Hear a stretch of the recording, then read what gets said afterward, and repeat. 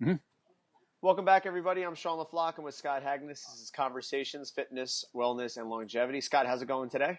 Hey, it's going good. You got a nice scenic view behind you. It must be the dead of summer there in Oregon, and here's the 50 days of beautiful sunshine before it goes back into 300 of dreariness, huh? Exactly. Yeah, I'm sitting in my backyard here. We have kind of this unusual about 3/4 of an acre in the city. Oh, wow. So That's got to be something else. it's a Everybody's probably nice flocks treat. to your house. We definitely can have some gatherings here at time. We have a party planned here in a couple of weeks. Oh, So bike jam. My birthday is nice. approaching, so Bike jam. What birthday are you approaching there, Scott? 50, which seems Holy bizarre to me. smokes. I don't know how this happened, but I know, man. You just wake up one day and your birthday is going to be coming up, and it's a big one. But that's pretty cool, man. But for yeah. your 50th, I guess your this is your, um, you know, your 50th birthday. You did something pretty cool this last weekend. Why don't you tell us a little bit about it? Yeah, I just got back last night from a 2 day part mountain bike, part road ride in the mountains of Eastern Oregon. So real high elevation, camped at about 7,000 feet. Wow. Did a climb, a 23-mile single track across the ridge line that Hmm. hovers between 7 and 8,000 feet elevation. Pretty rocky, real narrow, kind of technical stuff. And then a huge descent down into the valley. Stayed in a motel for the night in a city there. And then yesterday rode about 3 hours through the valley and about a 3 hour climb, 4,300 feet of elevation gain back to camp. So, and I'm not particularly an endurance athlete. This is not Yeah. something I'm not a seasoned cyclist, but I wanted to kind of step up, do something to kind of celebrate the milestone. Yeah, man. Now, is this something you may have done before? I know maybe not this extent, but have you tried these kind of things before? Yeah, annually, this is an area that I'm familiar with because I kind of grew up in the summers back there with my family. And then after my dad passed on and they didn't go back there anymore, I started, a friend and I would do these progressively longer mountain bike rides through the country. We come up with a different route every year. Hmm. 9 hours in one day is the longest we've done in the past. This ended up being about 8.5 hours the first day and 6 hours the second day. In fact, Wow. I kind of did the math. And the ride was started. It was 29 hours from when I started to when I finished it. So I slept, or I had about a 14 and a half hour break, but it was about 14 and a half hours worth of work during Wow. that time too. So it was pretty good. But I'm really amazed. I have no joints were irritated. I don't have any muscles that are triggered or like feel a little on edge. I actually feel really good this morning, Wow. outside of some pretty serious saddle sore. Got rubbed a Yep. little raw there from all Yeah, that yeah. time. Now, Uh, let me ask you a few little follow-up questions about this because it's absolutely fascinating to me that somebody can be training up to something like this, a 2 day mountain bike slash road course deal. What was your training looking like as you went up to it? Let's just start there. so there's the interesting thing is I didn't really ever do more than about 2 hours on any given day in Hmm. training ever. I never did any longer rides than that. I started after the opens training for this, a little more riding, about 3 days a week riding, and only did some high intensity hill climb stuff over the last month and a half, and only 4 sessions of that, in fact. Um, and then it was kind of cardiac output, a little bit like low threshold work, um, like for me, 146 ish range, sort of some 20-minute blocks, but a lot Hmm. of long riding on either end of that. And then as I started really getting back into doing a lot more of the BMX freestyle work that I always used to do, I used that as adding some hours of Yep. cardiac output work as well. But you don't get the specific pedaling adaptation because there's almost no pedaling involved in that. Yep. But as far as cardiac and development and whatnot, it definitely um, added in there as well. Absolutely. Now, the actual event itself, did you choose this kind of specifically ahead of time, or was this something that you kind of like had an opportunity to do, or It was so a friend and I that have done this, we kind of after the end of the ride each year, which has always been a 1 day event, at hmm this point, we would always kind of brainstorm the next year's event. And hmm what ended up happening this year is right in the last few days before it, he's like, sorry, man, I have this, he's a web developer. And he's like, this big project, I thought I'd have it done. And there's just no way I can't Oh, go. wow. and we looked at our remaining schedules for the rest of the season. And the only time he had time is when I'm already booked on stuff. And I was kind of like, well, guess I'm going alone. So I did the whole thing by myself. Wow. And how many other cyclists did this? Just me. I was Oh, just a pure solo wow. mission. No No one kidding. around. Yeah. Had this been the first time you've done a solo effort like this before? I did like a 5.5 hour solo one, maybe 6 years ago. The very first time I did this was alone. Mm-hmm. It was the second year that I incorporated this friend of mine from the gym in it. Mm-hmm. And But how did you find the 2 day kind of trek? What were your thoughts? What were your feelings? Any noticings? yeah, it was. I mean, each year that I've done these, I feel better and better, doing more aerobic development work, Mm-hmm. and I think even though I haven't done any technical mountain bike riding, I rarely get out. I've trained really on just city trails Mm-hmm. almost entirely. I noticed technically I was better than prior years. Um, the first day one, I didn't really have any fatigue till I was riding through the valley when I finally started to notice it a little bit.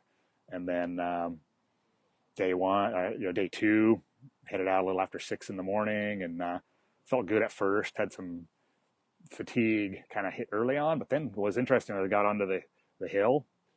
It was hard work, but every time I would stop and refuel, get a little water or gel or whatever, it was just like complete recharge Nice. within 30 seconds, and it was really noticeable. Um, I definitely, I feel with a lot of uh, tried to do about 60 grams of carbs per hour. I had a Mm-hmm. pretty good idea how long everything would take me, even though I hadn't done some parts of the course before. Yep. And it had the fueling and stuff. Was that something you pre-planned, or was it more on the fly? Is there a specific kind of endurance protocol that you went off of? Yeah, there's some. It was similar to what I've kind of trended toward in the past, Mm-hmm. and then Mark McLaughlin he has coached me through this process, and it was kind of his recommendations, what typically is done in extended endurance events. So Yep. I went with that, and it was pretty spot on, Yeah. and feel really pretty good. I mean, my omega wave scores are definitely pretty parasympathetic and fatigued. I'm seeing numbers I haven't Mm-hmm. seen, but actually I feel pretty good. So Yeah, I know after some of the endurance events that I've done in the past, like that first day after you're done, you're like, oh, I feel great. And then maybe like a day or two after that, you're like, yeah, I just have no desire to train right now just yet. But mm-hmm. I think that's a very important thing to be noticing is that like you feel great in it one day. It's almost like I've seen this before also when you go through multiple day competitions. The first day the day after your first competition, you'll feel great. If it's like a 2 day competition, the second day usually feels better.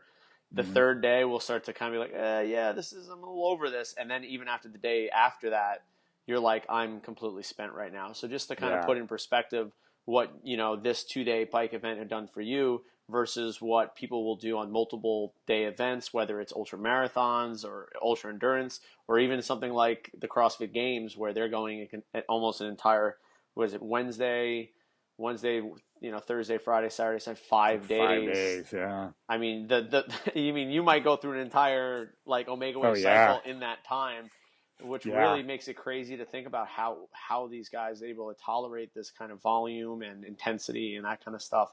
But the other thing that Yeah. I wanted to ask you about was the mental side of it and how being kind of immersed in nature and the connectedness that happens when you're doing something like cycling. Were there any psychological benefits that you had as you did this?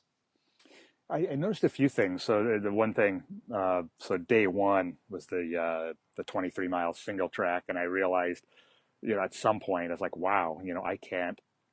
My mind cannot wander at all because it's narrow. There's almost no place you Yeah, can take your brain off there. It's rocky. Sometimes it's a cliff off to the side, but yeah, always it's a fairly steep uh, drop. And so I was like, it just your CNS is just on. I was surprised my CNS was actually pretty robust the next day, maybe stimulated by it. yeah, And then other by the time I was in the valley, fatigue had come to the point where I wasn't able to really let my mind wander. I mean, it was kind of there, but not unlike how you feel toward the end of a WOD when you're kind of pretty spent. mm, It's just a longer, lesser intensity, but similar feeling, I guess. yeah. And then on the climb, it was enough of an effort that most of the time I couldn't really focus on other things. There was one time my mind wandered off. I don't even remember what it was to, but it was something completely away from cycling. And when I came back to focus, like, wow, my legs have not tired, and I haven't. It was like when I Yeah. wasn't thinking about it, there was no fatigue. It was Yeah. very interesting. Yeah. That's a pretty amazing noticing that I've had before as well when you do let your mind wander a little bit. I feel sometimes my intensity might drop off a little bit just because you're not as cognizant of saying keeping a number like a mile per hour or wattage, whatever. But Mm. yeah, like you'll go through 10 minutes. You're like, what? I just did all that work and I really didn't feel like I did any work. So it kind of lends to some kind of strategies and putting your mind in a good place and then allowing your body to just kind of go on autopilot for a little bit before you take back the reins and try to struggle it back on course. Yeah, yeah, Yeah. yeah. That was really interesting when you have so many hours to play with different thoughts or strategies. You can kind of develop some. You can see some patterns where in shorter things, even by meeting an hour or two, you wouldn't necessarily 100%. be able to do that. Yeah, yeah, and it's amazing how you will adapt within the actual event that you're doing. So you did a lot of blocks and stuff like that, up to 2 hours of training. However, like you can also adapt within the actual training, or in the actual event or competition, just based upon what you're noticing and how you feel, and you get into rhythms. I call them, and flow. And once you're in Hmm. that flow, if you're able to kind of just continue on with that feeling, the performance just falls right behind it. Your body feels good. Your mind's in a proper state. And you never really trail off. And it's more of just allowing the work to happen Hmm. rather than trying to make it happen. Yeah. The other thing was interesting, and I've heard people that have done long events kind of allude to this multiple kind of second wins that you can happen. And Mm-hmm. I've definitely noticed that. I mean, even yesterday, a couple hours into that climb and in the top part of it, when you're the most tired, is actually the steepest. Yep. But I was just in a zone there where it got easy again, and Churning away. just turning away and doing it. And, Yeah. you know, Now, when you talk about the fatigue that you were going under, is it more of like a generalized fatigue with the brain? Is it more of a localized fatigue?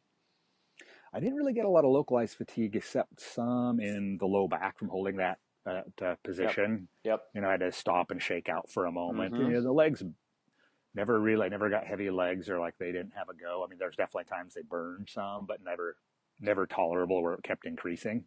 Yep. Um, So yeah, it so is was. it more of just like a general Yeah, the I'm worst. starting to feel tired kind of thing? Yeah, I think the end of day one was the most that I felt that way, and Yep. I wasn't far from the finish, but I was like, I really am ready to just you know Yep. take a shower, get some Yeah. food, Yep. and sit or lay down for a Yeah, minute. yeah. One of the things that I've actually had before when I used to do training sessions that were that long, we're talking like rides. I mean, I would go on rides sometimes when I was doing my endurance training of upwards of like 5 hours, and to leading up to half Ironmans. And sometimes when I wouldn't fuel properly, I would start to fall asleep on my bike because you're like creating tryptophan by breaking down so Yeah, much protein. And I used to be kind of yeah, like this and just kind of nod off a little bit and be like, how could I possibly, like, my heart rate's at like 150, 160. I'm putting out like 300 watts on a bike, and then all of a sudden you're like nodding off and kind of stopping yourself from trailing off on the side of the road. But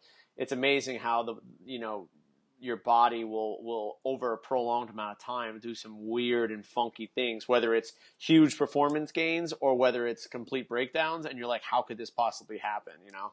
yeah. None of that. No falling asleep there, Sky. No. Good. Yeah, it the means only, you were doing it right. yeah, no, it felt pretty good. Yeah, Yeah, that's hopefully I pretty didn't cool. lose too much protein breakdown. Get back to doing some lifting I here. know, yeah. So now that this is over, and that's a great actual thing to think about is so you build up. You're doing plenty of aerobic block training with. I know we had spoken about it before with some smart structural balance work and lifting to maintaining some baseline strength. Hmm. Now that the event is over, where do you go now? Like, what's your mentality in your training, and how are you going to approach it?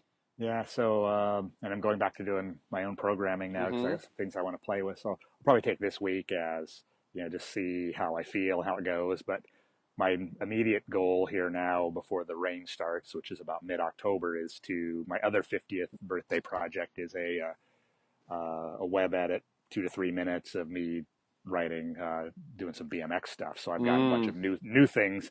So unlike there's a few guys that will do, I'm 40 or I'm 50. Here's what I can still do of stuff I used to do. Yep. I'm not doing that. I'm doing this is all new, brand new stuff I've learned this year and progressed. So it'll be a little Yeah. different. But I'm going to put a lot of time into filming that. So that's going to be almost what I do for the next 2 months. There's a Wow. lot of riding. However, I will. I'm going to play with doing about once every 10 days a strength workout, kind of introductory to the stuff I'll work on in the fall. Mm. So there's something I want to do with the planche. So I'm back to doing a lot of planche training. I've been kind Mm-hmm. of doing some of that already, some active flexibility to support a better straddle, Yep. and then some single leg strength, a lot of foot and ankle strength, and also wrist strength stuff that I've kind of never really honed in on, but that's for the type of riding I do, that's actually super important. Yep. And then just to keep a general anabolic and power stimulus, I'll probably do play with some trap bar deadlifting and Yep. some medicine ball throws and things like that. So that's one thing Yeah. I've done. I haven't lost anything off my vertical Uh-huh.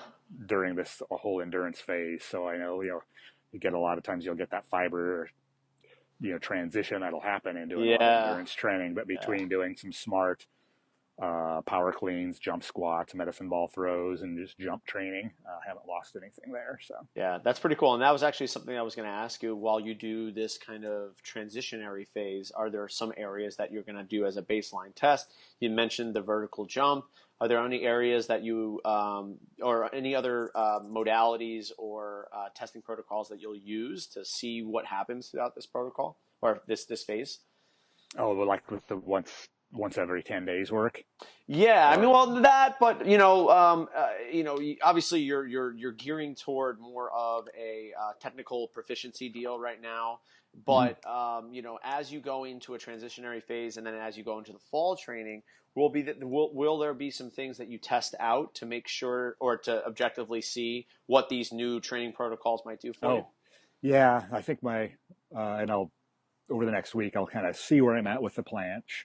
Mm-hmm. The other thing I've been working on is I'm doing a lot of hanging and single arm hanging Yeah, work. yeah, yeah. And I'll get a baseline now that I've rested a little bit and see what that's setting at now. Mm-hmm. Uh, And some, re- maybe also see how that might cross over to some of the other movements kind of deal. You know what I mean? Because I know we mhm, have talked about before how hanging can transition into some amazing things with not only like ring work but also one arm pull up and that kind of thing. Maybe even yeah, seeing where that's at and see what this does. yeah, I definitely weighted chin. I haven't tested that for a while. Mm-hmm. I've only done like 2 sets of 6 chin ups for months, and I just kind of changed. And I've always struggled with the initiation of an L pull up, and I Yes. just started doing those. And all I have to attribute that to is the hanging work because Oh wow. I was able to do multiple sets of six to full extension off of each of them, which I've never been able to do that. And Yeah. so that's the only thing I contribute it to. But Absolutely. curious to see what my weighted chin is roughly what it used to be when I trained it from this. Mm-hmm. Mm-hmm. And some range of motion, some straddle based Yep. things, and shoulder. Interesting, and I have to attribute it partly to the hanging work. Is we've talked about how my elbows bothered me. It's what slowed me down on BMX 8, 9 years ago, and the pounding of the descents on the rough roads on these rides has always really irritated it. Yep. Last year it was definitely better. This year, with all that time on the bike, I mean, nothing. My elbows feel amazing, like I do Oh wow. nothing. Yeah. It's incredible. Yeah, So, I was reading something the other day that someone had spoken about and how hanging. I think it might have been Ido Portal or something like that. How hanging is such a lost art and not cultivated from a young age. And the other half of it was crawling mhm, and that basic foundational movement that we lose so quickly. We get so quick to get up on our feet that we don't yeah, really ingrain that movement pattern. And then on the other half of it, like we said before with the hanging, is how integral it is to shoulder health to be able to hang and brachiate and that kind of stuff. yeah, yeah. I've had basically everyone does it that I work with now, and I've seen across the board just great improvements in shoulder health. Pains that used to be there going away. I mean, Mm. it's not necessarily, some people will have some issues that kind of maybe prevent starting there, but for a vast majority of people, I think it's huge. Well, when you do your hang work, Scott, just as a technical point, do you do a passive hang, or are you pretty much on an active hang when you work on your like intervals of hanging, or I will you do do both maybe? passive, but both. Hmm. Passive is kind of a starting, and definitely passive in the one arm. Yep. I noticed that most people will have kind of this guarded tendency on a one Yep. arm, and it takes a while to really allow this, and then to be Hmm. able to control it where they're still. Yeah. But that's a super important barrier to cross. Now, then you want to get to where after you've developed some capacity there, you want to be able to pull an active one arm to here, Hmm. or if it's two arm, you're doing either scapular pull ups. You can do more of the scapular circles Yep. or the arching hangs, but with the full retraction. Yeah. There's people that can definitely do the arch hangs, but they're not achieving that full scapular It, retraction. exactly. It's more through like actual lordosis than it is through actual retraction. Exactly. Yeah. Yeah, that's Yeah. actually a really good point. And I know the passive hang is huge if you want to develop higher level dynamic stuff because of the connective tissue, adaptations that have to occur. And you Yeah. have very few people who will ever just hang from a bar with one arm, let alone two arms, let alone one arm. Right. But there's a lot of cool stuff that you can do to build that time as Hmm. opposed to just hanging there.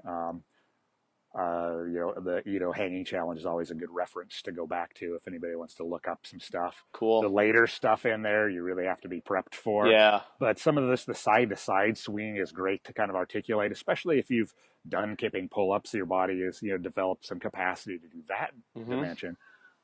Try going side to side, or then, changing your grip and being a little more dynamic with it. Yeah, bridging the gap between like some of this work I've done with Eric Cressy into the things that have iodoportal type stuff in terms of organic movement. When you think what the shoulder is, I think a lot of us will consider a passive hang from like the joint, where we're almost expanding from our joint capsule rather than keeping the Correct. integrity of the capsule and having the scapula raise up. Mm-hmm. And I think that's a huge difference because their hypermobility through the many, many athletes that I work with.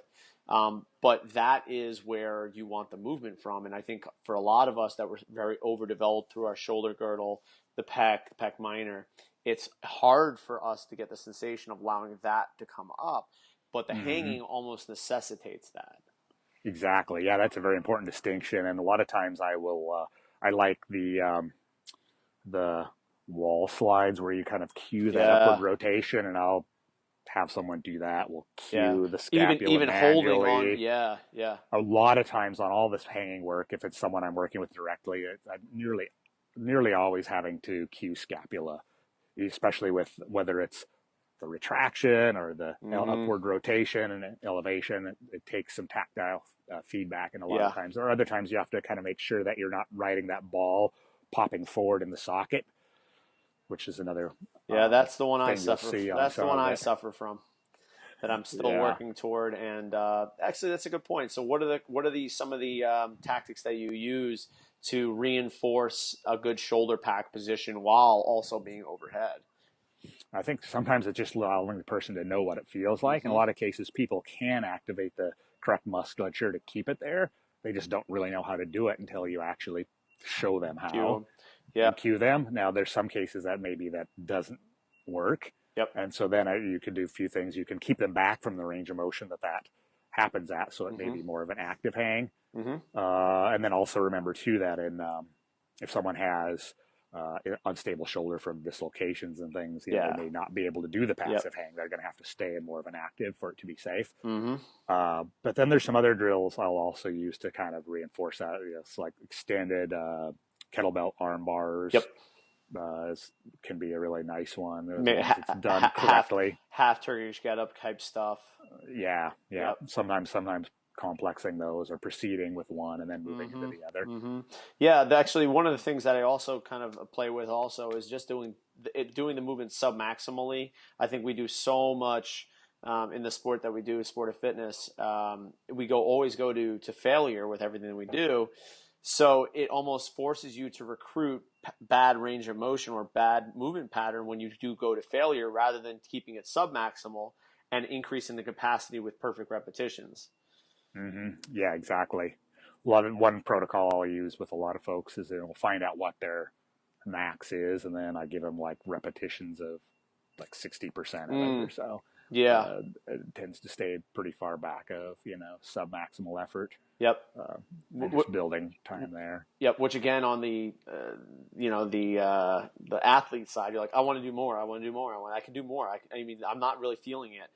And Hmm. that's where the coach comes in and be like, all right, we're going to do this over 3 months. This isn't a 2 week thing where you're going to get an adaptation. It really takes a long time to elicit a response there. I mean, I was doing rope climbs today. I was doing L-seated legless rope climbs, and just getting the idea of actually how to engage that pull from your scapula and working that. Like, if you were doing those perfectly, you might only be able to do 3 repetitions in a workout.